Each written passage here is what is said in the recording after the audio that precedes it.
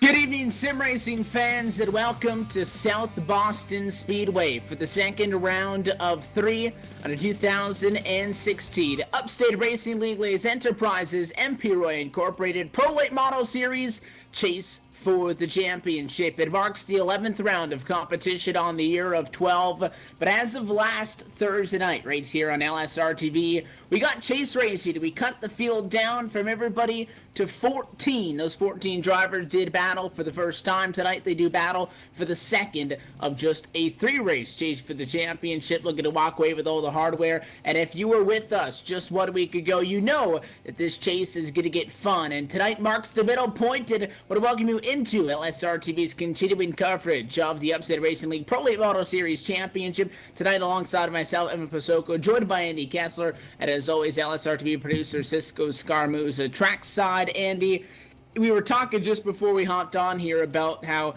we always love short track racing because it's unpredictable, and some people like it, some people hate it, but I like the chase because it's unpredictable as well.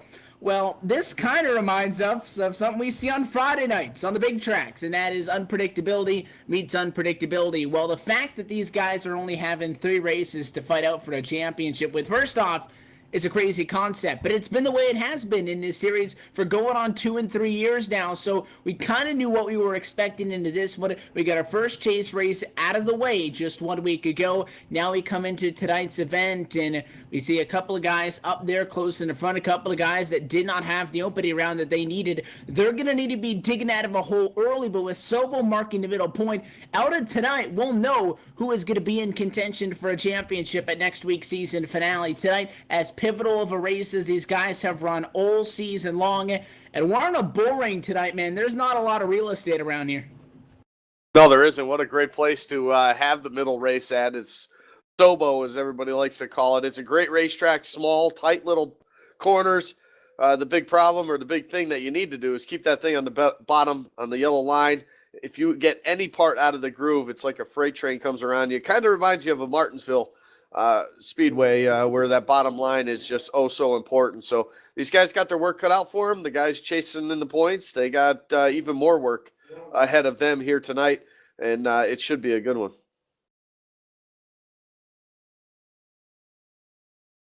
So let's take a look at what we look at into tonight's race as the 15-minute qualifying session draws to a finish. It is Justin Fuller at the top of the championship standings, and with a little bit of help from some bonus points for taking a few trips to victory lane in the regular season, entered the chase with a small advantage. Well, he will retain that advantage, sitting just 1 point, though, in front of last week's winner, Brandon Otto, who scales 4 spots in the championship standings. And as well, for your defending series champion, getting his first win on the year at the most opportune time, he's second in the chase standings, just 1 point back. 4 points back, third, Nicholas Rasmussen, and then you have Joshua Cotton, Stafford Marinac, 6 and 8 points back, still inside the top 5. And really everybody, Lavero, Rourke, Hilton, Thompson Jr., and as well, Dana DeBuke, Justin McDuff, Tony Bonji, Dale O'Neill, all within 23 points at the top of the ladder. So with it only being 1 down, 2 to go, all those names are still in it. We talked about unpredictability.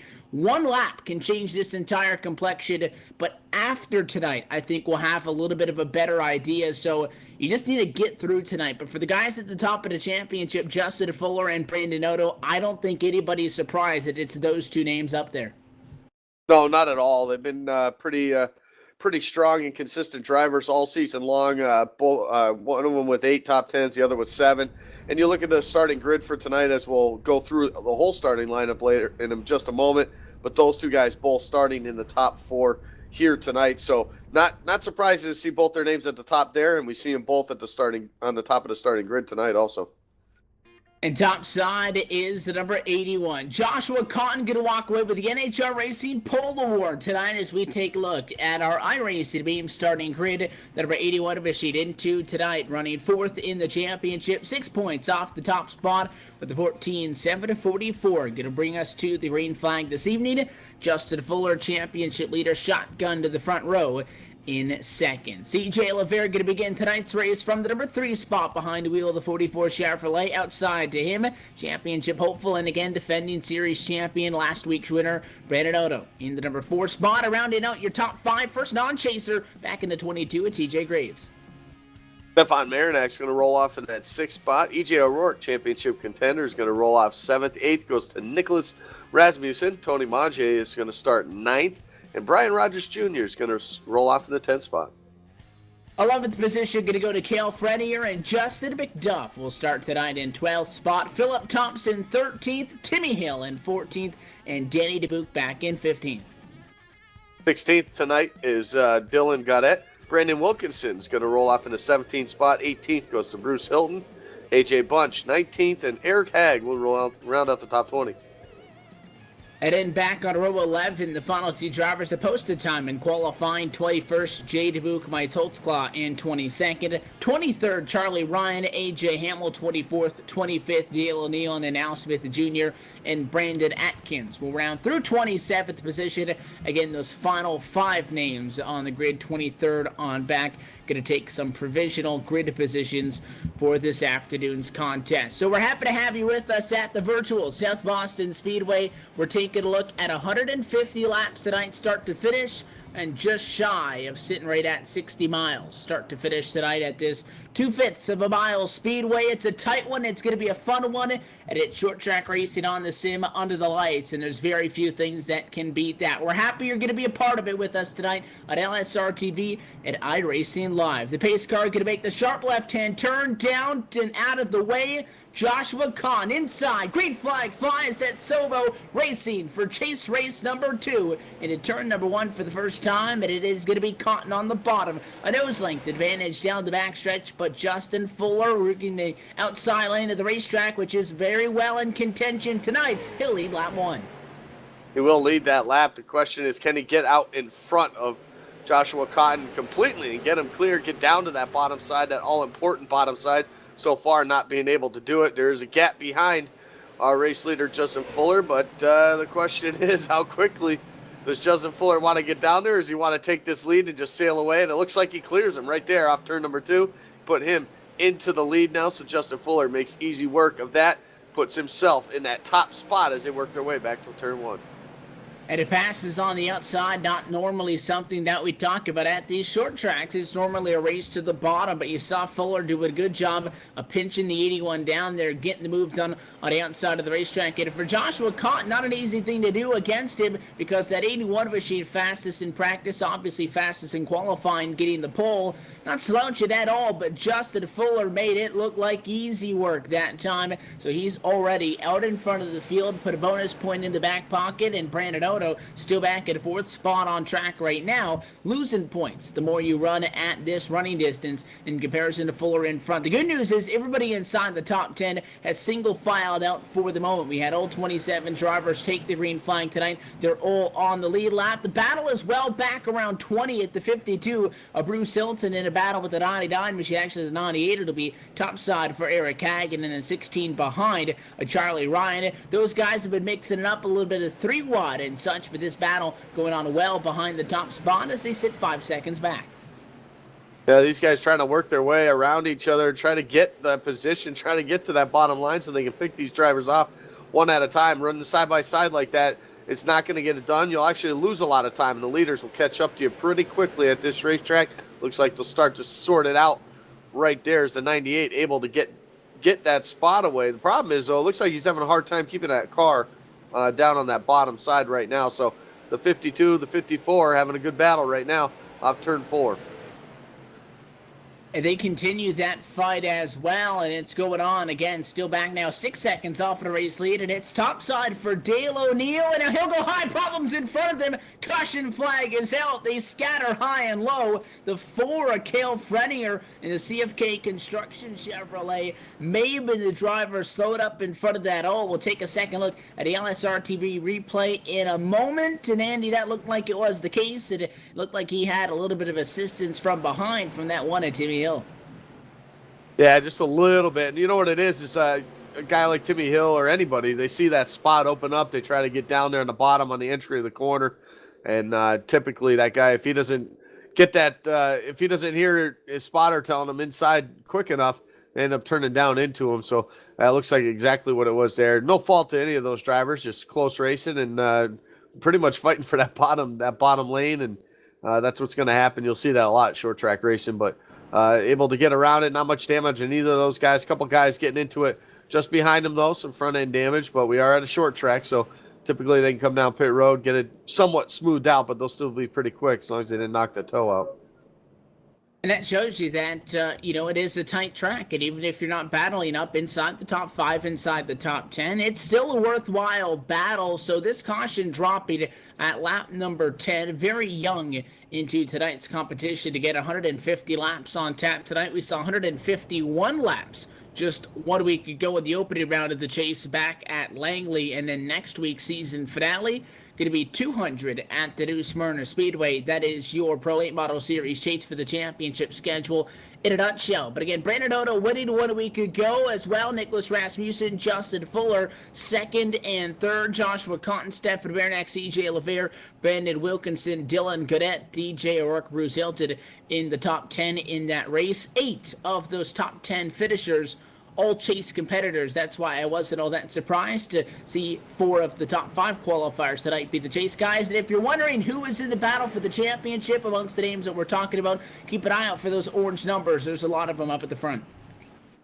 Yeah, that's where these guys need to be. They don't want to lose points tonight. Tonight is not the night you want to lose points going with only 1 race left to go. So, yes, a lot of orange numbers up to the front, and that's what you're going to see all night. And the pace car going to go low. Justin Fuller this time will choose the outside of the racetrack. Green flag flies back underway. First restart on the evening here in South Boston. And Fuller, who made the pass on at-time pole sitter at the start of this race, Joshua Cotton on the outside, elected to restart on the top side as opposed to going on the bottom of the racetrack. He had no problems getting clear through turn 2. This could be a big break, though, for Brandon Otto. The iRacing Beams Corvette got it from 4th to 2nd in 2 laps, and now hot on the heels of his championship rival in the 51 machine.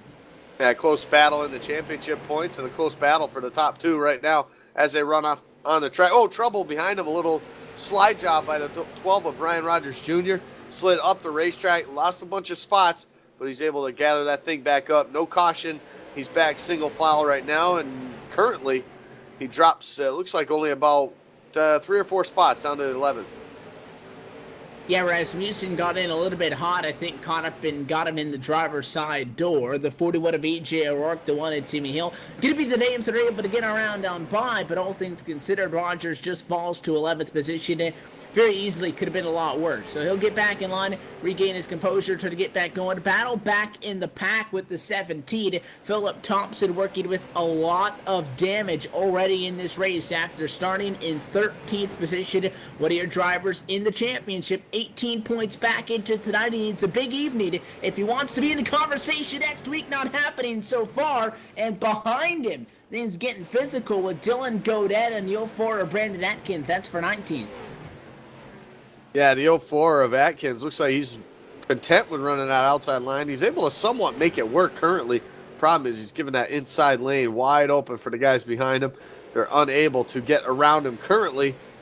So far he's working that outside lane, but that was exactly what happened, though. I think he came off the wall just a bit, and he tapped right into Godet there, so that's what caused the problems. But and Justin Fuller contact. He's in the wall. The 51 in front of the field. They got stuck with side-by-side lap traffic in front of them. Fuller tried to go 3 wide. It wasn't going to work by any means. He ends up in the fence. Brandon Odo, who was a little bit more patient, is able to stick it to the bottom of the racetrack, and he takes his time, and big problems behind. TJ Graves in front of the field, and it's a big accident in turn 1. Wow, that was unbelievable right there for the 22. It looks like a little contact in turns 3 and 4. Not quite exactly sure who that was right behind him there. It looks like the 71, I believe it was. TJ had to check up just a bit. 71 got in the back, almost pushed him into the barrels right there on pit road entrance. An evasive move by TJ pulling up the racetrack. Probably not the smartest thing to do, but all the rest of the field coming in there just all accordion into each other right there. So heavy damage for a lot of the guys, and TJ was running in the top 10 when that happened. Yeah, a move that you can't necessarily agree with either because, again, the 22 not in the championship. Not that you're expecting the non-chasers to pull out of the way, but Graves gave 2 or 3 shots to Tony Monge, who is one of the championship competitors, and it ends up taking out Nicholas Rasmussen after the 71 was one of the drivers involved in that. You talk about a tight track. Not only is the racing surface tight, but that inside pit road wall is right there, and that's really why this was a much larger accident than what it may have been at almost any other track, Andy, because you got that almost a 45-degree face out of turn 4 on that wall, which shoots him right back up in front of traffic if he wasn't able to avoid it at all. So bad timing, bad circumstances, and especially bad news for Nicholas Rasmussen, who came into tonight 3rd in the championship, just 4 points off of the championship lead after a great run in the opening round of the championship. He'll now find himself working with a damaged race car for a majority of the night, and that means that he's going to obviously try to get some repairs, I would imagine, at some point. However, for the moment, he will leave that Smith Media Production Chevy on the racetrack. Yeah, I think he's going to choose the track position right now and not come down. This pit road is actually kind of long and very slow, and if you're not careful while you're down there, you can end up going a lap down, even with not even just staying there to get damage repaired. It happens. These laps, even under caution, go by pretty quick. So it's real hard to get a lot of damage fixed while you're down on pit road. So I think he's saving it for a little bit later on and see how the car drives for him now. Keep the track position. Doesn't want to be back in the pack where typically the majority of the issues happen. And for the second caution flag in a row, no drivers are going to claim the caution, which means that that's going to go to a post-race review, and based on that review, penalty points could be handed out. So second yellow, second time that nobody is going to claim the cause of that, and it will go to a post-race review for race control following the completion of this evening's CFK Construction 150. Going to be the second restart on the night, though. Second yellow down after 30. Green flag in the air. Odo to the lead, but he got a whale of a shot from behind by Joshua Cotton. And now Odo's Corvette looks more like an F-16 with the damage on the back bumper, but he's out in front nonetheless to Fuller in second. Yeah, he is. He got a shot. I think Cotton actually was expecting him to go as soon as that pace car dropped. He didn't. Decided to check the field up just a little bit and got a pretty big shot right there. Able to take over the lead, though. Justin Fuller right behind him after the trouble he had. Contact for third! It's Cotton into the inside wall. He and CJ LeVere got up in each other's grill in turn 4. It looked like Cotton pushed up. They both got squirrely. LeVere hangs on, keeps on going. Cotton kisses the inside fence with the driver's side door. No caution, we stay green. LeVere falls to 5th and Cotton falls to 7th. And that moves 92 of Tony Monge up into that 3rd spot. Stefan Marinac now up into the 4th spot. So all these guys, that's one way to make up positions right there. This is a tough place to pass. So waiting for that guy in front of you to make a mistake's not a bad idea either to get the spot away from him. And you look at a guy like Timmy Hill, actually, in that one car, sitting there in that 6th spot right now. So he's been slowly picking them away. Car looks fairly clean. A little bit of damage from that earlier contact that was made earlier in the race. And but other than that, that one car showing some power right now as he's still moving up through the field.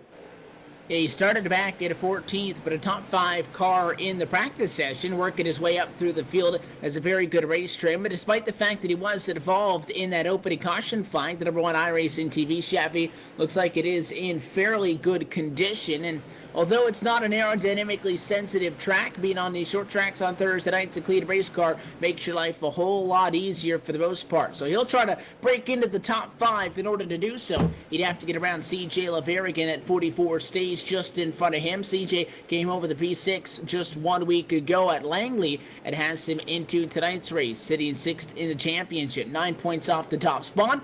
Again, Timmy Hill's number 1 machine, one of the drivers not in this battle for the championship, and in fact, at the moment, the highest running non-chase competitor till you find yourself back to Brian Rogers Jr. in 9th spot. But out of that, out of the top 10 drivers on track right now, 8 of them championship contenders. Brandon Otto, Justin Fuller, 1-2 in the standings, running 1-2 right now, but the 24 for the time being's got the 51's number. Does that gives him actually the advantage on the, or at least the tie right now currently on as far as the standings go. So for him, that's all he can do is just make sure he finishes ahead of the 51 of Fuller, and that's how you're going to gain points, albeit it was only 1 point coming into the tonight. So even if he finished 1 spot behind him, it still wouldn't be bad with 1 more race to go. But that's exactly what both these guys needed, was to just pretty much keep each other within distance and within sight, within a spot or 2 of each other, and then that way they could assure themselves a decent fight for the championship next week. So both of those guys, top 2 in the points, like you said, top 2 on the racetrack, doing everything they need to do right now. And they got a pretty sizable lead over 3rd place right now. Tony Manger in that in that 3rd position there, some 2 seconds back from our race leader currently. So these top 2 guys right now definitely showing the way around Sobo. And Tony Manji not going to make things any easier for the guys behind him to pass, not only because they're championship competitors, but he's also a Team iRacing Beams teammate to Brandon Otto in front. They want to be able to maintain what is now a 2.1 second gap back to 3rd on back, so they don't need to going to hold his ground as long as he can, but Stefan Marinac is breathing down his back, and after starting in 9th, the Speed Force Chevy up 6 spots to run in 3rd, where he finds himself at the moment. And just behind, talking about Stefan Marinac, he as well has picked up 2 spots, and he's on the back bumper of Tony Manji, and we're getting physical now. We're taking a look on the back of Stefan Marinac, however, in front of him, he just gave a shot that time to Tony Manji. Battle for 3rd, not all that far out, as the battle between P1 and P2 separates a little bit to 8/10. Well, they make a little more contact right there. Turns number 1 and 2, and that's pretty much how you got to get a pass around this place right now. Tony Manj doing everything he can, riding that bottom side. Eventually, though, guys like Stefan Marinac, if they're faster than you, they're going to let you know, and they let you know by giving you a little push with the bumper, and they'll do it a couple times, but after that 3rd or 4th time, that's when you start seeing guys start to lose control of the car. So it's only a matter of time. Frustration typically sets in with these short track races like this, because it is so hard to get the pass on. 1/3 distance that time by. Caution flag is out in front of your leaders. It's the number 20 machine of Al Smith Jr.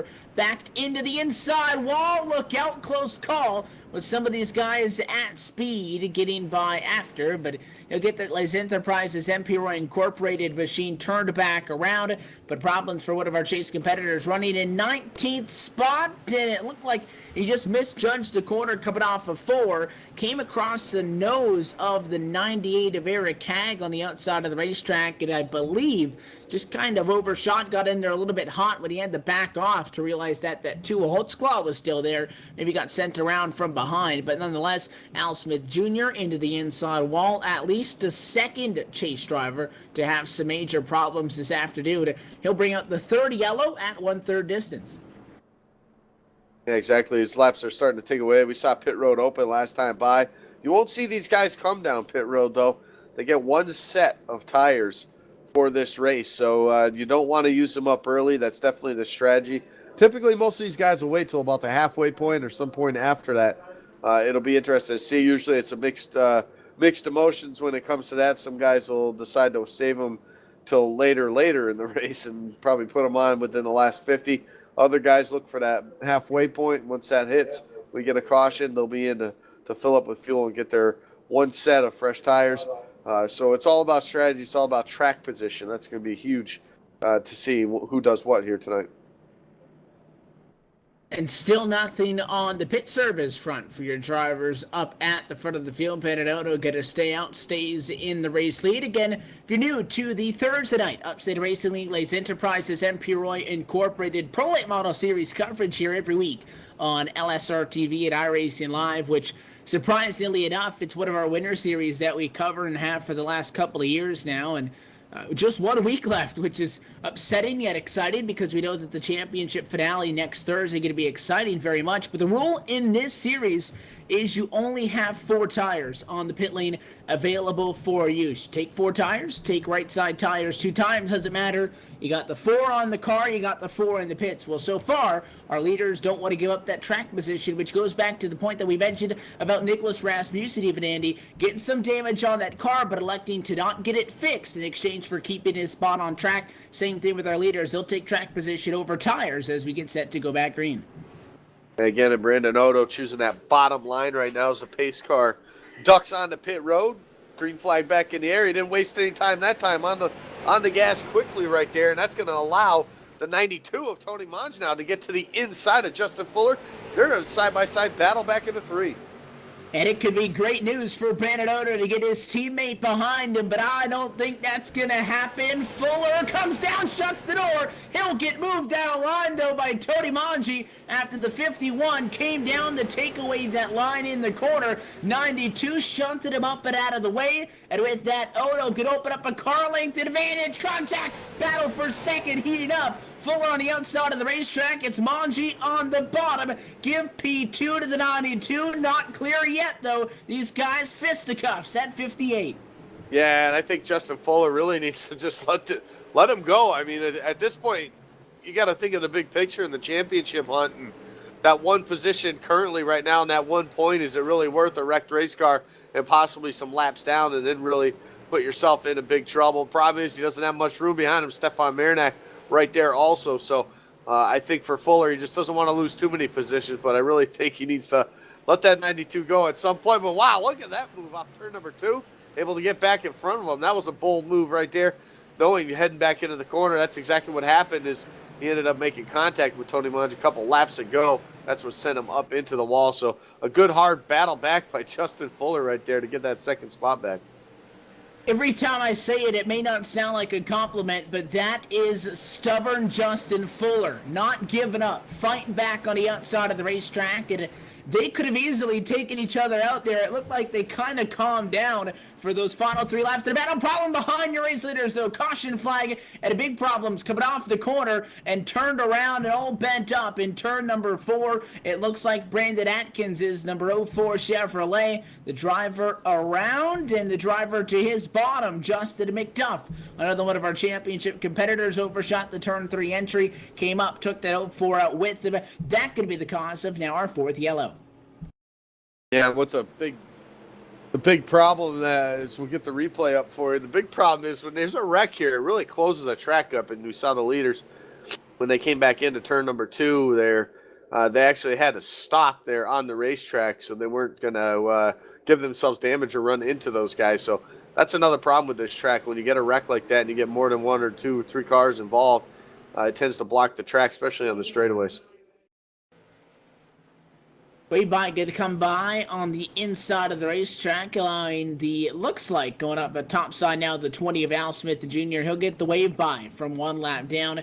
Rejoin your lead lappers, which will now sit 20 strong through lap number 64. Not all that far, though, from the halfway point in tonight's CFK Construction 150. Highlight some of the drivers that have had some problems tonight. If you're just tuning in with us, AJ Bunch, TJ Graves, Cale Frenier, Dan DeBuke.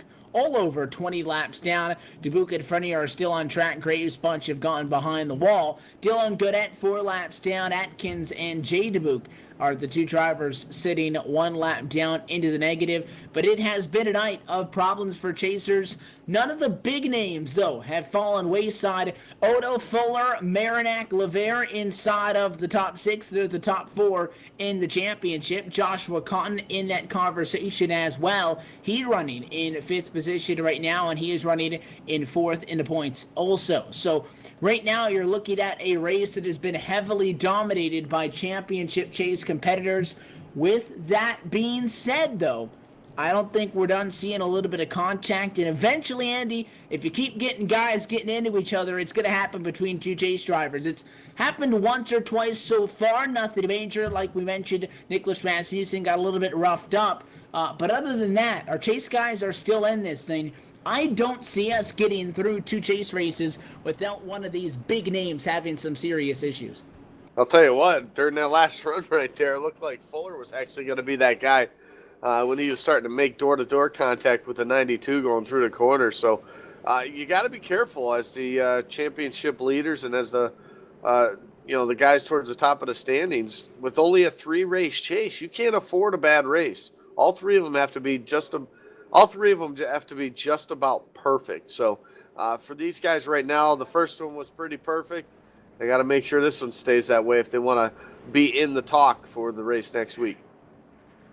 And for the second lap in a row, the restart could be delayed. Going to allow some of the guys towards the back of the pack to group back up, get double filed up, get in their proper spots for the restart. So the light's going to go back off on top of the American Childhood Cancer Organization for the Mustang GT that paces us here this evening at the South Boston Speedway at a pit speed of 40 miles an hour on track, and they're also limited to 35 while down on the pit lane. Lights go off. We are set for a restart, and it'll be at lap number 70. Leave us with 76 laps to go here in South Boston, actually just above that or so, as we're working to 150 laps towards the end of tonight's race. Pace car down, Fuller and Odo, part 3 on the night. Pace car down, Odo's on it, green flag flies. You can see he and his teammate Todemanji coordinated that one. The 92 on the bumper, but not enough. Here comes Fuller for the race lead on the outside. He has been the only one that can make that outside line work. He's done it 2 or 3 times now. Now he does it for another time here. Takes over the race lead using the outside lane. Just amazing. That's just no give up right there. And when you got 70-lap-old tires and still being able to make that move work, unbelievable job right there by Justin Fuller. And we saw Fuller not only do that earlier tonight, but he even elected to start on the outside when he was the control car, when he was in front after the first yellow. So I think when Brandon Oda left the outside open for him, he said, okay. Yeah, okay, I'll take it. I don't mind the outside. Might as well get practice out there. And he's done the job there. I just, that's real tough to do. I could see it like we did it earlier when he did it at the start of the race, starting on the second spot and starting on that outside row. And I could see that with fresh tires, being able to really hold that outside lane. But, man, just unbelievable with, tires basically to the point where they're screaming that they want to come off of these cars and still able to make it stick like that. That's just an unbelievable job by Justin Fuller. It shows you why he's a championship contender and why he's leading the points coming into tonight. The Odo falls back to second. No further, though, his teammate Todemanji behind in third. It is still Stefan Baranek. It is still CJ LeVere, 4th and 5th. And pole sitter Joshua Cotton in 6th position. Although not one of our chase competitors, how about a call to the Jack Daniels Ford? A Charlie Ryan, 23rd on the grid. He is 7th right now and getting physical. That time got a little bit of a nudge from behind by Brian Rogers Jr. Rogers, another one of the drivers not in the championship. They're battling with one of our chase guys in the 71 of Nicholas Rasmussen, who is trying to hold on to the number 7 spot by defending on the outside of the racetrack. And it looks like slowly but surely the 71 getting the upper hand in this. Turn 4, good spot to get clear. 16 got to back off. And Rasmussen won't get that spot back. Hey, well, so we're just over the halfway point in that, Evan, so we might as well do our little roll call, the iRacing mid-race report, and we'll take a look through the field as they run currently right now. Justin Fuller, your race leader, sits in that first spot. Second right now is Brandon Odo. Tony Manji sits third. 4th is Stefan Marinak. CJ LeVere rounds out the top 5. And then just behind P6, the 81 of Joshua Cotton, Nicholas Rasmussen in 7th. 8th position is Brian Rogers Jr., Charlie Ryan 9th, and Timmy Hill is 10th. 11th on the board right now is E.J. O'Rourke. Bruce Hilton sits 12th. 13th is A.J. Hamill. Mike Holtzclaw runs 14th, and 15th is Eric Hagg. Behind Hagg in 16th is Brandon Wilkinson's number 56 machine, rather, back about 6 seconds off the race lead. 17th, Dale O'Neill. 18th, Philip Thompson. 19th is Al Smith Jr. Justin McDuff, final driver on the lead lap, is 20th. Right, first one a lap down. He's actually 2 laps down. That's the 65 of Jay Dubuque. Brandon Atkins runs 22nd. 23rd is Dylan Gaudette. Dan Dubuque is sitting there in the 24th spot. Cale Fredier is in 25th. TJ Graves is 26th. And AJ Bunch rounds out the field in the 27th. And it has been your full field rundown, a part of the iRacing.com Midway Race Break. Take a look at iRacing.com for a wide variety of racing possibilities on the web. Sign up and become a member today. Caution flag just in front of a couple of names we're talking about, and it is heavy damage on the 51 of Justin Fuller out in front and leading this race, and he's tangled up into the outside wall with the 17 machine, a lap car, but fellow championship competitor in the 17 of Philip Thompson. Thompson going to get the heat from Fuller, but it is not, the 17 gets some help here. He gets turned by Justin McDuff. The contact between the 91 and the 17. Thompson gets turned around. There's no caution flag. He's sitting backwards in the middle of the track. There's no yellow. He's trying to get off to that opening, I think, Andy, in the outside retaining wall. And by doing so, he drives right in front of Fuller. Yeah, you know what? Looking at the replay a couple times right there, I definitely think that's what he was trying to do. I think he was trying to get up and out of the way because he saw the field coming and figured that was better than trying to sit in the middle and let him split him. So, unbelievable right there, though, for your race leaders. And that's exactly why these short track races are definitely unpredictable. I mean, you can look at it and you can, think the thoughts that you're really thinking to yourself about the 17 machine there. But again, you're in the middle of the track and he's trying to get out of the way. And for Fuller, he sees the car stop. So they started to do what you would imagine. It was going to be out of the bottom, Fuller to the outside of the racetrack. And it was going to be okay. Fuller deviates from the middle, which is where the 17 sees the 51, tries to get out of where the 51 was, while the 51 is moving out of the way from where the 17 was. It's a bad incident. It's not a good thing to see happen.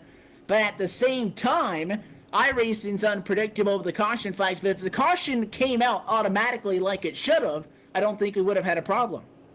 Yeah, that's exactly what it is. I really think that the caution flag is timed or programmed that if there's cars around it at the time. I know there's times like where you'll see at bigger tracks, guys will spin off on the lower part of the apron and no caution will come out. But if you actually get a car, and I've seen people do it at, like, say, Michigan, a big wide open backstretch, they'll actually drive down onto the apron in the backstretch to get near that car. And usually that triggers a caution. So it's kind of weird how it really is. And, I mean, even sometimes at Martinsville, we see it a lot that the caution just won't come out when it needs to. And I always like to say, if somebody does something stupid, I like to tell them that they did something stupid. It wasn't the smartest of moves, but I can't entirely, call the 17 out for being a complete bonehead on that one, because it's just one of those scenarios that you're probably not going to see again for a long time. It's a crappy deal. I mean, there's no real other way to put it. It's an unfortunate set of circumstances. Fuller could have done nothing differently, I don't think, because he did what you would expect him to do, and that is move out of where there is a stationary race car, which is in the middle. 17, there's no yellow. He doesn't want to sit in the middle for the whole pack. He thought he could get up and out of the way. Just not enough time for those guys to communicate with each other. What is the result? Justin Fuller, championship leader, 20th.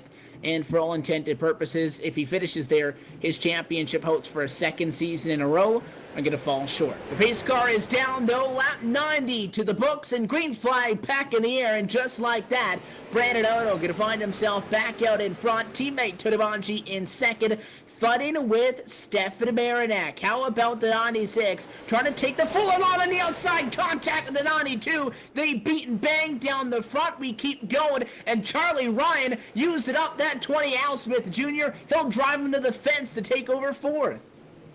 Yeah, that was the 44, CJ Lavera, that actually hit that inside wall, made the contact, and then ended up now dropping way back in the field. Now they've got some three wide action. Timmy Hill's involved with that. He's on the bottom side of the 20 making contact. Looks like with a 39 maybe there on the high side. Still three wide, though, off turn 4.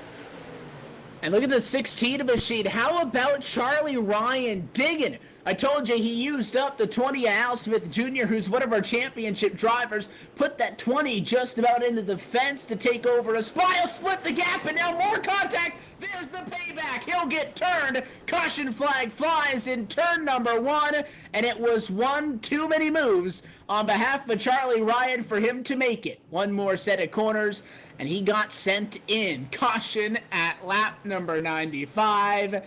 And we're getting heated. I was just describing, Andy, the 2 or 3 guys in the championship battle that he had used up. And that time he put the 96 machine of Stefan Marinak into the outside wall, and Marinak took him out. I mean, the 96, he'll tell you that he hit the wall and bounced down, but he took him out. Oh, yeah. It's just, wow. It's short track racing, Evan, at its best 55 right here. laps to go. Let's keep it going. I mean, come on. I mean, this is short track racing at its best. I mean, guys get upset. You make some contact. They feel they're giving you enough room. You're taking advantage of it. You're putting them in the wall. They're going to get mad. They're going to come down, drive into you. It's an easy place to get revenge. When you're going these speeds, it's so easy to catch up to that guy in front of you and put him in the wall. And to me, that's exactly what it looked like, just like you had said. The problem is all the carnage that comes in behind it. When you have a wreck like that at the front of the field and for the second and third spots on the racetrack, man, you can see all the damage that comes in behind it. All those cars now on pit road, lots of them falling laps down here now on the lap number 96 mark. And what that was a case of is guys at old tires versus guys on new tires. But it goes back to the thing that we were talking about earlier, even with TJ Graves roughing up a couple of our championship drivers. Is I mentioned when we started the broadcast that we took these guys down to 14 competitors as of last week. And yes, the top 14 in the championship were bumped up to 5,000 points. It put them well above everybody else who's sitting down at, I think, 273 is the highest points total for a non-chaser, and Mike Holtzclaw in 15th position. But we don't get rid of the other 15 cars. We don't get rid of the other 20 cars. They're still out there. So I agree in the fact that these guys that aren't in the championship should not pull over. They shouldn't race behind our championship guys, Andy, but I think they're testing the waters a little bit on how aggressive they can be without ticking off those chase guys, because, I mean, they've been racing each other like there's no difference, and I think to an extent you have to acknowledge the difference in where you find yourself in the overall picture. It's good to race each other hard. I just think these guys have been a little bit impatient with each other tonight. Just a little bit, and I think what's funny, though, too, is I think sometimes the guys that are in the chase, anyone's the ones that we do, they feel they're, I guess, like, man, I don't know the exact words to put it. Maybe they feel like they deserve the break. They deserve for you to get out of their way because they're racing for the championship and you're not. And so I think they, in a way, driving think with like, a chip on their shoulder almost. Yeah, to a point, and I think that's I don't know. It's hard. It's hard to, those other guys, they're racing for a race win also. They're coming in here. They want to be spoiler, They want to win the race too. I mean, that's what race car drivers do. You strap them in a car, put a helmet on them, and get them out on a racetrack, and they want to win. It doesn't matter if they're running at that current point in time. It doesn't matter what they're running for. Is green flag back in the air, big jump. Brandon Otto decided to go the outside lane that time, Evan. Yeah, he learned, and he'll take the outside, and it'll allow his teammate on the bottom with a good jump as well, Todibanchi to get second. Joshua Cotton fighting for a third with Timmy Hill. He'll get the number 3 spot, go on the attack for second, and he'll go outside. So it'll be side by side for second. This time by still 47 laps to go at the South Boston Speedway, and we're far from done, but the outside really working itself in is almost a preferred groove the longer we work into this race. And look at the move on the outside of the racetrack. Joshua Cotton to second around the 92 machine. Yeah, I think you're looking at fresh tires also there, Evan, and fresh tires, you'll be able to make that second groove work like he's doing right now, and he's pulled actually up on the back bumper of our leader right now, so I think he chose the right time to come get these fresh tires, and I think Otto might not even come in to get them at all at this point in the race here, as we're under 50 laps to go in this one. So it's going to be a tough one here to sell to keep that 81 behind you. at least with the fresh tires right now, it looks like he's just trying to pick his spot when he's going to make the pass.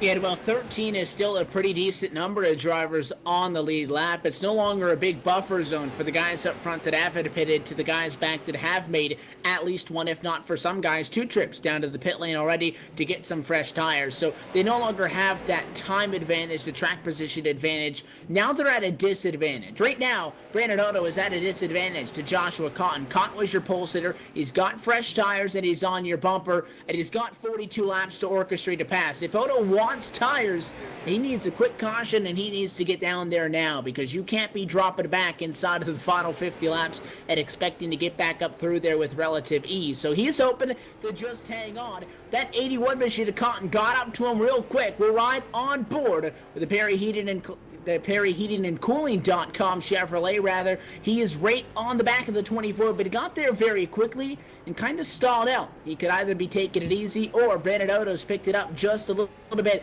but don't expect that iRacing Beam Chevrolet in front to not be about as wide as this entire track once Cotton tries to do something with him. Yeah, absolutely. I mean, protect his spot, get the win. I mean, he's also got to look at the big picture now with his main competitor for the championship. Justin Fuller now sitting in the pit row, 20 laps down right now. So, yeah, you want to win, but at the same time, at this point, you really got to look at the big picture. And for that 81 to get in front of you, I don't think it'd be a bad thing, and it'd be a lot better than getting in a huge wreck, as we got a caution on the speedway. Caution is out, and I see a slow number 54 headed down the back straightaway on track. That is Dale O'Neill. Take a look to see if the 54 is the cause of the caution. He will be.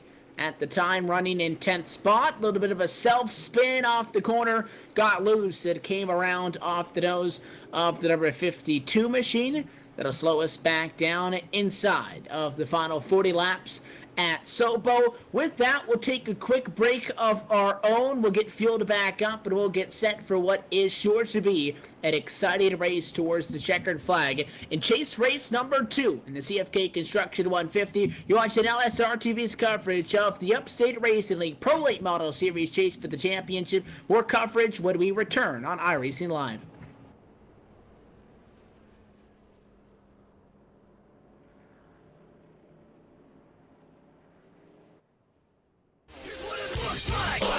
Being the best, what it looks like to be a cut up of the rest.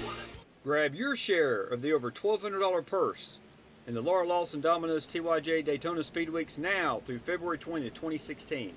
We are raising money to help Laura battle cancer. 100% of all donations go directly to Laura's GoFundMe medical fund. All 43 drivers in the Laura Lawson Domino's TYJ Daytona 300 get paid. Mark your calendar.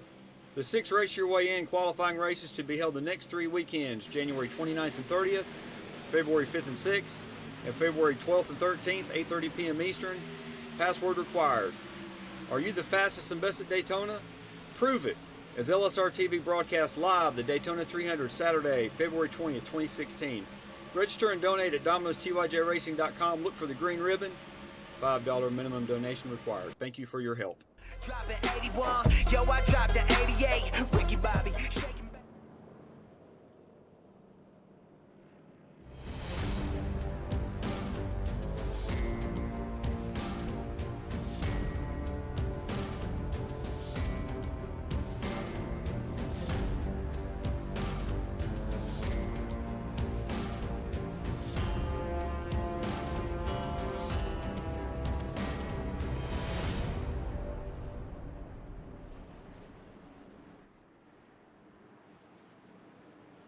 We're back live and ready for the restart at the virtual South Boston Speedway. Pace car downfield in the hands of Brandon Otto. Green flag back in the air. Lap 118 of 150 the CFK Construction 150 back away now. Cotton, no problem maintaining second. He's got the tire advantage to Otto, who's looking to go to victory lane for the second week in a row and take a commanding lead in the championship. Meanwhile, behind in third, Timmy Hill is going to be able to maintain that third spot that he's been running in, holding off a charge from the 92 with Tony Mangi, who sits back in fourth position. EJ O'Rourke as well, rounding out your top 5 at a side-by-side fight with Nicholas Rasmussen, about a second back.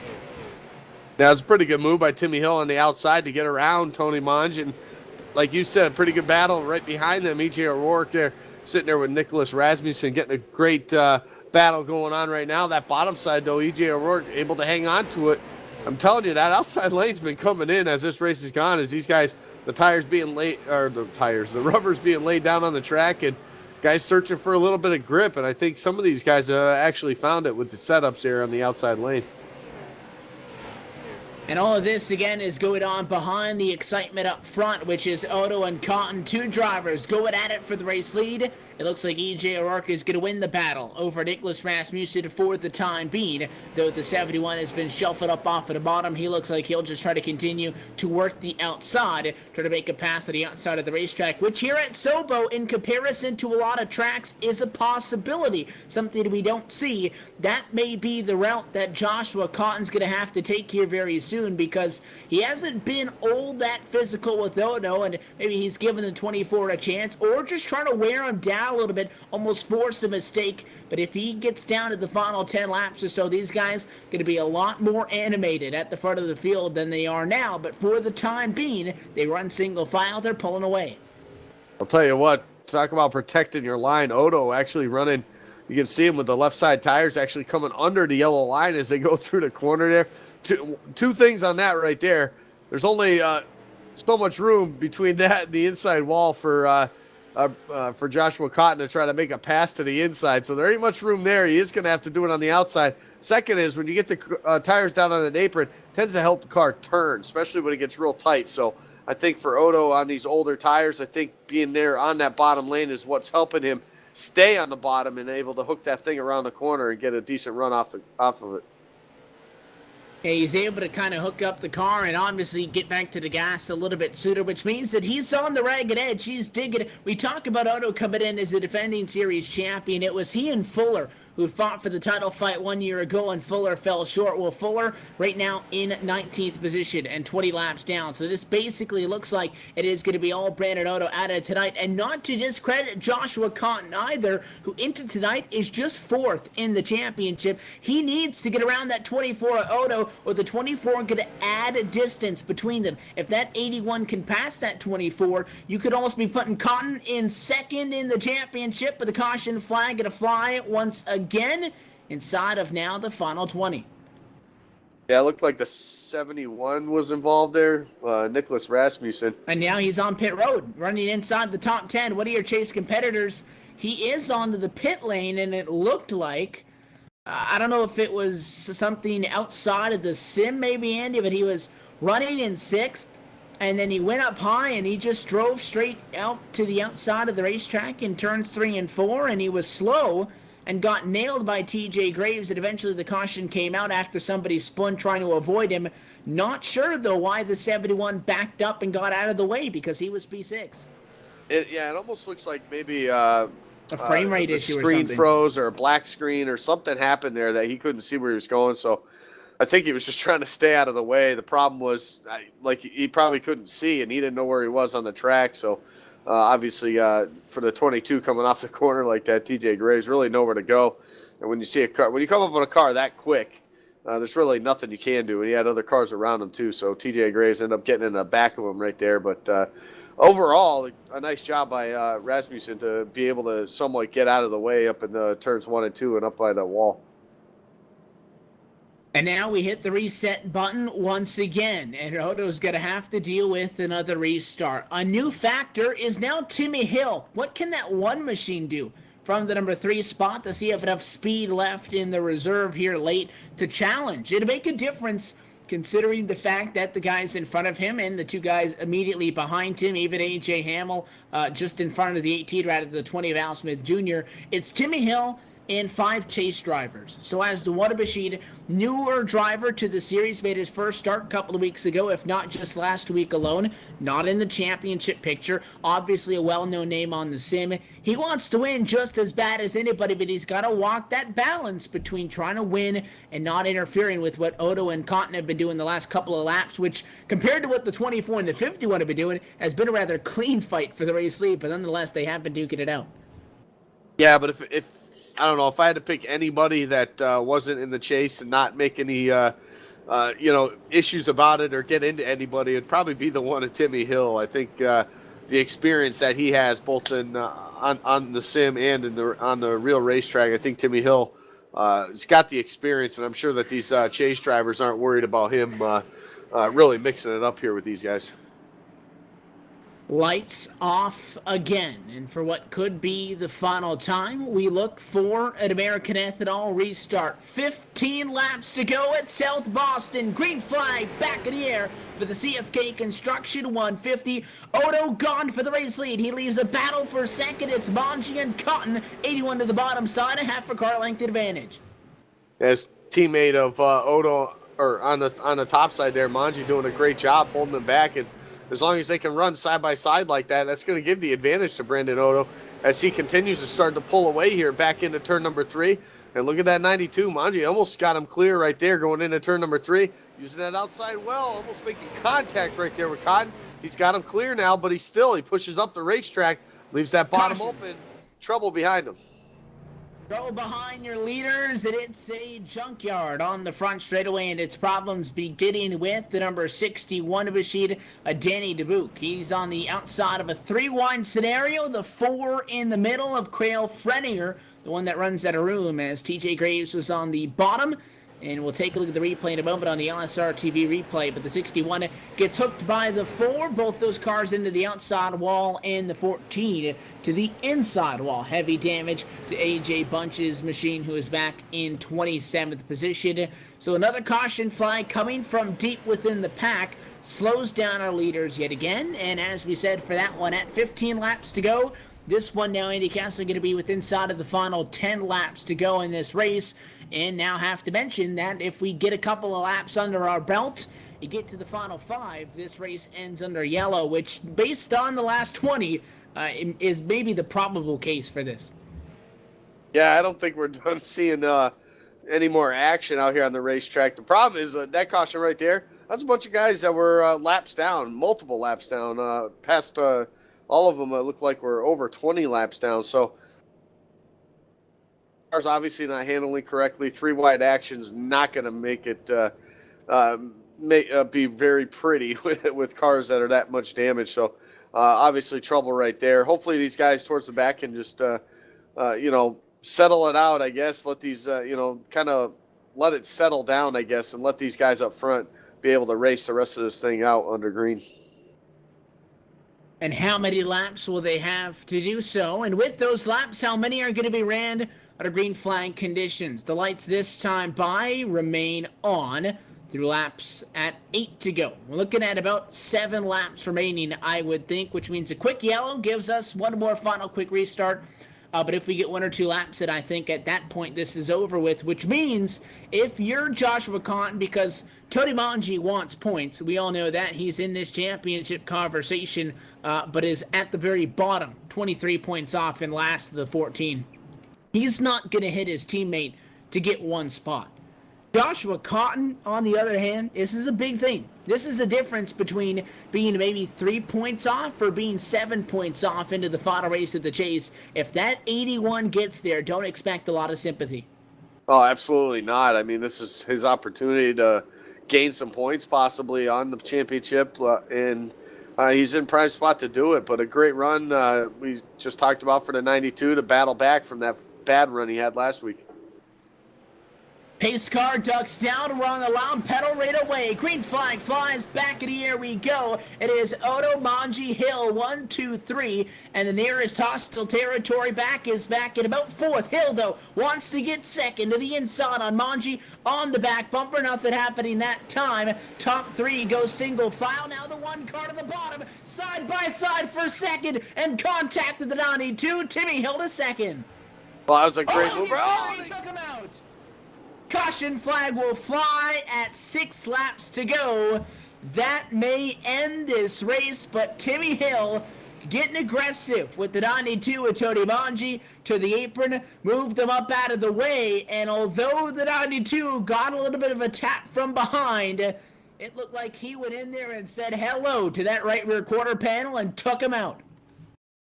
Unbelievable. You just when you think they're going to race it out, and oh man, just contact again, taking him out right there. Maybe he wasn't too happy with it. I'm not sure. I don't know. It looked pretty clean to me as far as the racing went. Just a little door contact. There was nothing malicious, I don't think, anyway. Oh, we got more stuff going on under yellow. Timmy Hill, the 14 machine. And we got fighting going on between the 1 and the 44. CJ LaVere, Timmy Hill exchanging blows under the caution flag. They're trying to wreck each other. Wow, I don't know what's to the excitement. Yeah, I don't know. If what's you need it going on. anymore, it's not done yet. Even under the yellow, we're not done yet. We're gonna take a second look at that as well. Oh, look! It looks like the 44 and the 22 made first contact there, and then it looked like oh, you know what it was? I think the 44 was supposed to be going around the 1. And then the 1 was like, "Why are you hitting me?" I think is what was going on there. So he put him up into the wall. I'm not sure. He got hit back. Yeah. Yeah, I don't know, man. It's just unbelievable. And we still don't know if this race is done yet. We'll get the verdict this time. Lights on the pace car will stay on, which means no final restart at Sobo. This race is going to come across the start-finish line at just 40 miles an hour behind the pace car. For a series that we always compliment on how aggressive and how physical they can be while still racing clean, tonight was a short track night because short track racing means getting ticked off sometimes. More times than not, I'd say. I think we had a short track Thursday night. Every once in a while, tempers boil over. Would we have liked to see less yellows? Absolutely. Would we have liked to see our championship guys be able to race this one out and under green to the end? Yes. But it's the nature of short tracks to not have that kind of a result every week. And talk about weeks. Well, 2 weeks in a row, no wins in the regular season, and he'll go back-to-back in the opening 2 rounds of the championship and put himself in the lead, looking to go back-to-back championships next Thursday night. Brandon Otto, your winner at Sobo. Yeah, he did exactly what he needed to do. He was doing it all night long with the 51 Justin Fuller also, but the problem was Justin Fuller had that problems with the lap down traffic that put him down a bunch of laps, and he ended up coming home in that 16th spot. So that's pretty much going to take Justin Fuller out of contention of this. Guys like Joshua Cotton, though, he's still got an opportunity in this one with a solid second-place run here tonight. And we hope that we'll have some updated championship standings for you before we step away tonight. But Brandon Otto, the big story is coming in here as the 2015 Upstate Racing League Pro Late Model Series champion. Trying to go back-to-back. He didn't win all season long. He's picked up the last 2, and he'll be in control into the final chase race and the season finale next Thursday night right here on LSRTV and iRacing Live from the New Smyrna Speedway. And, well, some of the names involved in all the action tonight come home on the podium. We'll talk with Otto, Cotton, and Vanji and get you set for round 12 next Thursday night in the LSRTV post-race show. Going to be back in a moment for that. You're watching LSRTV's coverage of the Upstate Racing League, Les Enterprises, MP Roy Incorporated, Pro Late Model Series on iRacing Live. Stay tuned.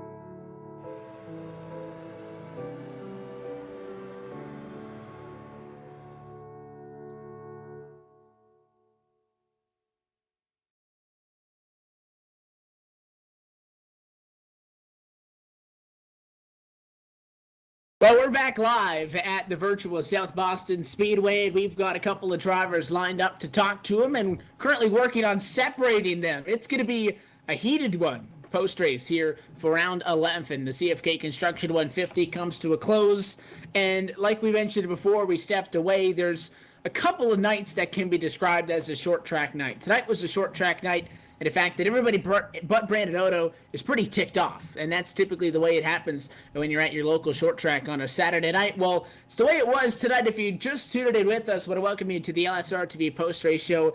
Wild, Andy Kessler, I think the only way that we can describe this one. And we'll talk with some of the drivers involved. Tony Manji came into tonight after not a very good opening round to the championship. He entered tied for the 13th spot and 23 points back. So he needed a good finish to be in the conversation, to be in a spot to get a top 5 battle in the points maybe overall going into next week's season finale. He gets that job done tonight. So we're on pit road with the driver of the Renani 2 machine, Tony Manji. Tony, congrats to you. It was a solid finish coming home in third. You up there near the front of the field working with your teammate and Brandon Otto for a majority of the night, but it was a very interesting night over the course of 150 laps. It worked out fairly well for you guys, though.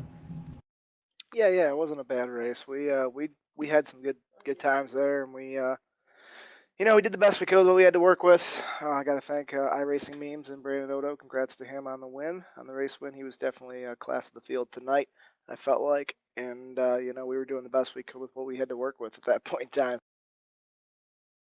We're waiting for the official results to come out as well as the updated championship standings so we get a little bit of a better picture of what really this picture is going to be like going into next week's finale at New Smyrna. But for you guys, not by any means the results you wanted at Langley put you guys behind. And although not mathematically, and I think with a good finish tonight, you'll still be in the conversation by the numbers. But, realistically speaking, I don't think it is a spot to battle for that top spot. So you guys will obviously want to get the best spot and points that you can. The objective into tonight was obviously to do so. Started ninth, they picked up a good amount of spots, but we saw the outside lane be a factor here tonight, which is something that we don't normally see at a lot of the short tracks we go to. What was it like on track working with those guys? A, considering how aggressive everybody was being, and B, considering the fact that this is just a very tight track for everybody to decide to get physical at. Yeah, it was very interesting how that outside was working, to be honest with you. It was working very well compared to the bottom on the restart. That was the place to be, it seemed like. So me and my teammate were trying to get there as much as possible because, I didn't feel like they could get by us in one time. I think the last one we got the outside going and we were 1-2 right after that. So that was, of course, Brandon Otto going to bring home the win there. Joshua Cotton going to come home second. Tony Manji going to finish third. EJ O'Rourke fourth. Al Smith Jr. is going to finish fifth. Mike Holtzclaw sixth. Brandon Wilkinson seventh. Stefan Marinac is going to finish eighth. Brandon Rogers Jr. is going to finish ninth. AJ Hamill is going to finish 10th. Jay Dubuque is going to finish 11th. Jay McDuff is going to finish 12th. Brandon Hilton Hilton's going to finish 13th. Timmy Hill's going to finish 14th. CJ LeVere is going to finish 15th. Jeff Fuller. Oh, nope, now we got him. Hold on, we'll be right back with them.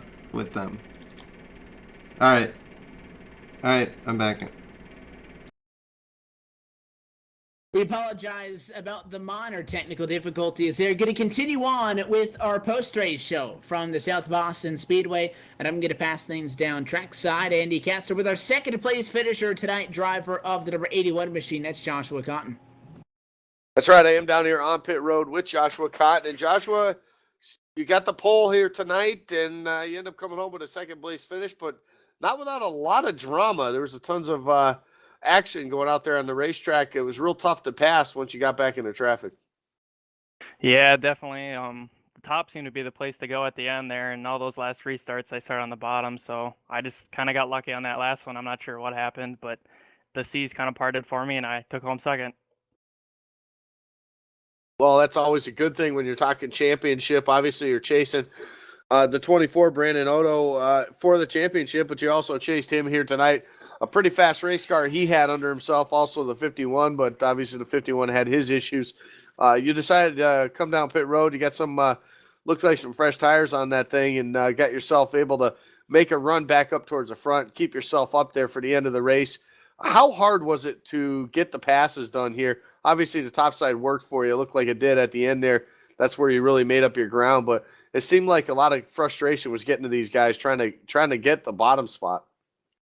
Yeah, definitely. If you could, it was hard to get the nose up top, but if you could get it, you basically were guaranteed the pass unless you screwed up. Yeah, when I got behind Odo there in that green run, I think I had a shot for the win there, but I just was trying to be patient, and we got all those yellows, and nothing was doing then after that. Yeah, it seems after a few yellows, the tires start to cycle in too many times, and then they end up becoming pretty equal to the guy in front of you. But overall, a second place finish, it's going to move you up in the standings a couple spots probably. We haven't gotten the official word just yet, but obviously still in the championship contention going into the final week at New Smyrna. You got to be pretty excited about that because you saw how the 51 had his issues. That's all it's going to take is for someone like Brandon Odo to have some of his own next week, and you'll be sitting pretty. Yeah, Brandon's fast every week, so I'm probably going to have to go in and try to win New Smyrna, and hopefully he has his bad luck, I guess, and hopefully I have a shot at it. Well, you'll be in the conversation as we head there next week, but sponsor shout-outs, who helped you get it done here tonight? I'll give a shout-out to my sponsor, Perry Plumbing, Heating, and Cooling, Can-Am Racing League, everybody here at Upstate. They do a great job. Charlie Ryan, Rodney Hack, too bad he couldn't make it tonight, and you guys for a great broadcast. Well, we appreciate it as always, and good luck again in the championship race next week. Yeah, thank you.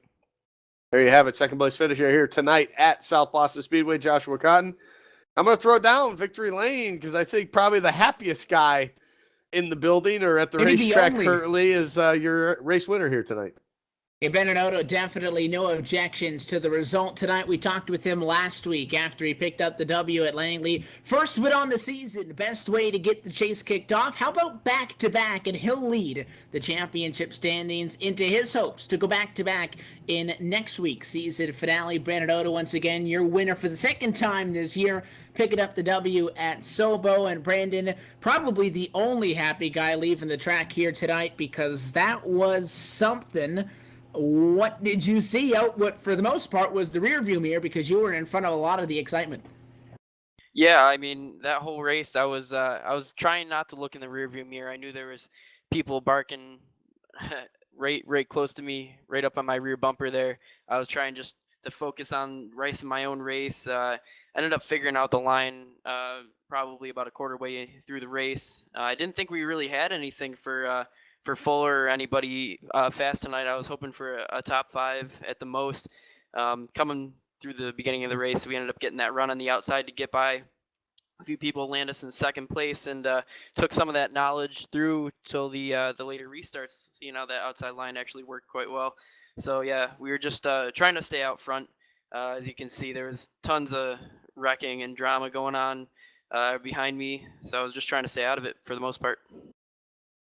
And you got up in front and got out of the way good. You had a good battle, though, going on earlier in the night before big problems for Justin Fuller, and you were just able to squeak by. First off, talk about the fight that you guys had, getting physical, but keeping things rather civil, and then what you saw in front of you when he ended up getting taken out by some lap traffic that was in the middle of the track.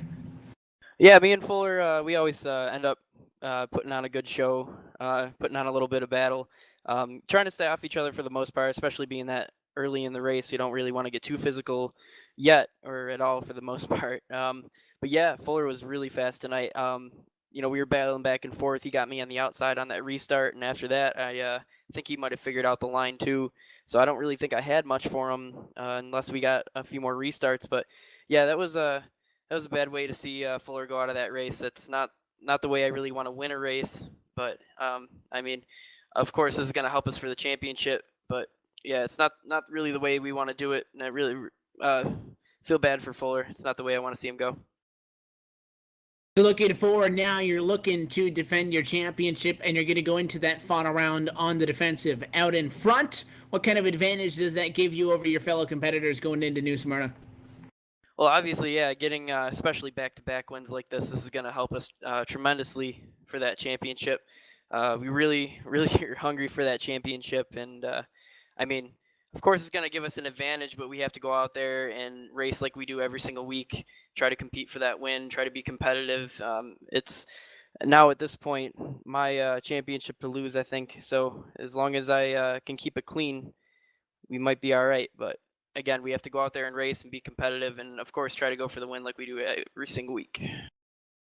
And I'm just taking a look, and we still don't have the official results, but I know it was a big thing for you, finishing in front of Joshua Cotton, who may find himself in the second spot, I might think, going forward into this championship. But a win last week bumped you up to second. The win here tonight could have gave you the top spot going into the final round, Brandon, as you look to walk away with what would be a second Upstate Racing League championship. So, although you're not home free, you're in a pretty good spot, and we're looking forward to seeing you at New Smyrna. That track in specific, that a track that you could make it 3 in a row at and not even give those guys an opportunity, because although the points are still very tight, and although you might have a relatively good advantage, as we saw tonight with Fuller, anything can happen. So I'll say my favorite line, that a best defense is a good offense. Is that a track that you're very comfortable with? Well, again, it's kind of like South Boston. Again, I feel like I say this with every single track, but again, a love-hate relationship. This is my first win at South Boston. So going into this race, I was a little concerned that we've never actually gotten a win here. And the same with New Smyrna. I've never gotten a win there, but we've always been competitive. So I'd like to think that we have a pretty good chance to go out there and compete for that W.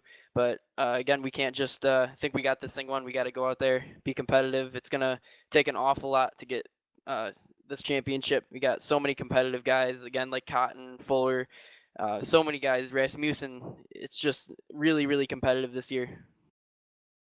Well, Justin Fuller is a 3-time champion, and you're starting to rack him up, but I know you'd like to call yourself a 2-time champ. You might be able to be doing so in about a week's time from right now, Brandon. Again, I want to thank you for sticking around and talking with us. Congratulations to you on your second win, but most importantly, back-to-back wins, and you're rising to the occasion when it matters the most. So I'll bid you farewell for now. We will see you next Thursday. Hopefully we'll get a chance to talk with you guys before that race gets underway. If not, though, best of luck, and for your sake, hopefully we'll be talking with you in Championship Victory Lane. So we'll see you then. Absolutely. Thanks, guys. I just also want to dedicate this win to Laura Lawson. And Laura, I just want to let you know that you're in our thoughts, and we're thinking about you, and we're hoping that you can pull through. And again, we're all with you here. I know Laura appreciates it. That is Brandon Odo, tonight's winner. And as well, we saw a lot of the green decals on a lot of the cars tonight. So did want to pass on a thanks from everybody at LSRTV for all the drivers for their continued support. Back to the excitement we go. Andy Kessler, buckle up. You're on pit road with tonight's 16th place finisher, Justin Fuller. They'll lead the championship into tonight. He does not lead the championship out, though. Yeah, you were just probably talking with the happiest guy at the racetrack, and now I think I might have probably the most upset guy at the racetrack, Justin Fuller, driver number 51. And Justin, it looked like it was going to be you and Brandon all night long, battling back and forth, who was going to lead which lap at any given point, and then just almost some unfortunate bad luck, almost like getting struck by lightning. You come around off of turn number 2, and wow, there was a car right in front of you. Yeah, it's pretty unfortunate. I feel like I had the field covered tonight. I felt like I had the best car, and we were running really good. Got back to the lead after a lap car incident prior to that, and we were just riding around, really trying to save our tires. Didn't really plan on pitting the whole race, so it's kind of a shame. I know it wasn't anything intentional. It kind of sucks. Pretty much takes us out of the championship, though. Not enough races. There's only 3 chase races. There's no mulligans for a 3-race chase. You got to have a pretty much perfect, and Brandon Odo's got that figured out right now. Yeah, you're absolutely right about having basically 3 perfect races. Obviously, though, coming into the final race of the season, you still got the opportunity, obviously, to become spoiler and take a win away from these guys and give yourself back some momentum that you had over the course of the season. How big is that going to be for you, your race team, moving on to the next season? Oh, we're gonna.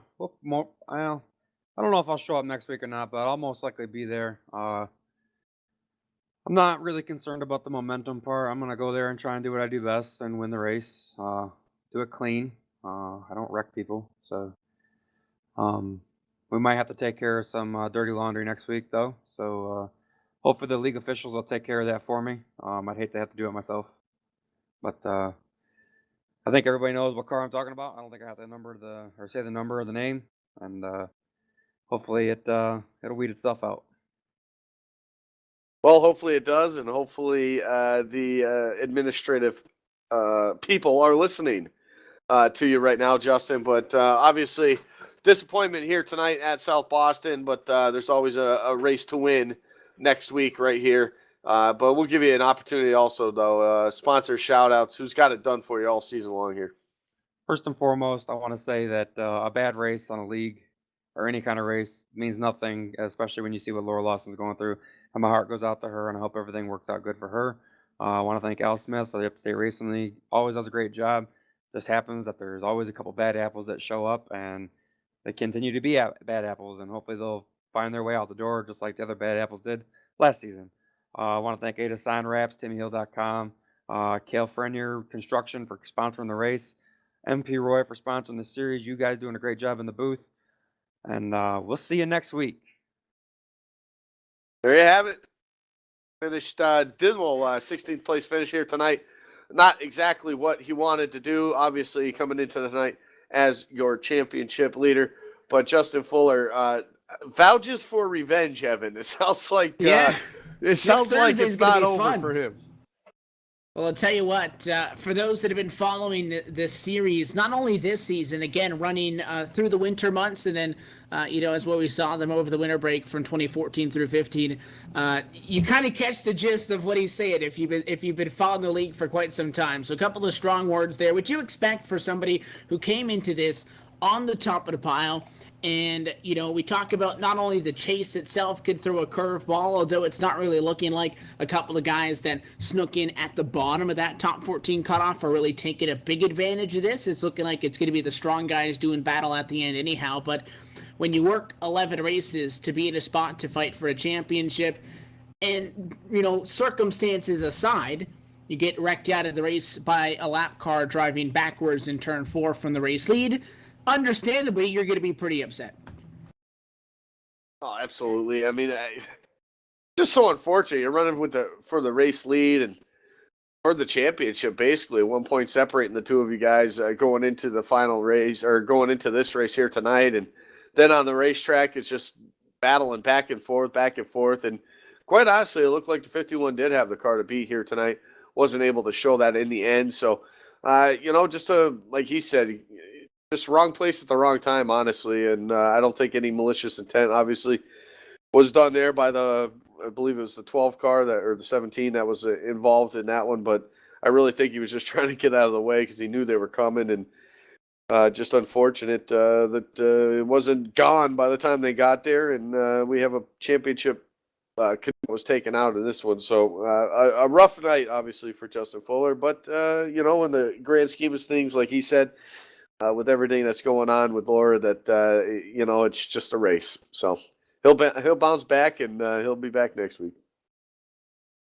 Yeah, and at the end of the day, championship on the line, but you come here for fun. Sometimes you don't leave like you felt like I had a good time, but I'm sure a lot of guys tuned in tonight definitely enjoyed this one. I know that it was fun to call it. We're looking forward to next Thursday night's season finale for the Deuce Murder Speedway. So as the conversation changes and focuses on Brandon Otto and maybe Joshua Cotton as the two names to look at the top of the championship, you have to remember, if it happened to Fuller tonight, it can happen to anybody next week. So like Brandon said, you can't count his eggs hatched quite yet. We are far from done in determining who's going to walk away with the Season 5 Upstate Racing League Championship. And we hope you join us as we wrap it up and bring it to a close next Thursday, just past 9 o'clock Eastern and as well 6 o'clock Pacific time. For the LSRTV pre-race show, we'll break everything down and we'll go racing for 200 laps at the Deuce Myrna Speedway. So until next time, encouraging you to go to our website at livesimracing.com